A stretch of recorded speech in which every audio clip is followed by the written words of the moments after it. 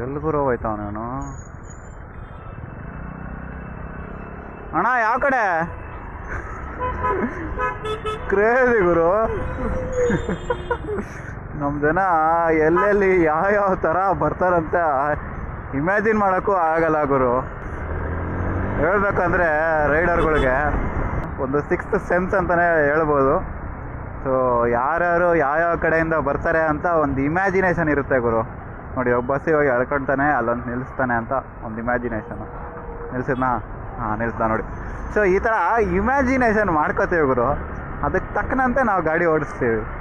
But ನಮ್ಮ ಇಂಡಿಯಾದಲ್ಲಿ ಒಬ್ಬೊಬ್ರು ಇರ್ತಾರೆ ಗುರು, ಎಲ್ಲೆಲ್ಲಿಂದ ಬರ್ತಾರೋ ಹೇಳೋಕ್ಕೆ ಬರಲ್ಲ.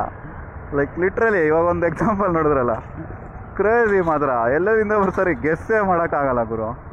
ಸೊ ಎಷ್ಟೇ ಹುಷಾರಾಗಿದ್ರು, ಎಷ್ಟೇ ಅಲರ್ಟ್ ಆಗಿದ್ರು, ಎಲ್ಲಿಂದನಾರು ಬಂದ್ಬಿಡ್ತಾರೆ. ಸೊ ಸ್ವಲ್ಪ ಹುಷಾರಾಗಿ ನೋಡಿಕೊಂಡು ಓಡಾಡಬೇಕಾಗತ್ತೆ. ಇದ್ರ ಮೇಲೆ ನಿಮ್ಗೇನು ಅನಿಸುತ್ತೆ ಒಂದು ಕಮೆಂಟ್ ಮಾಡಿ.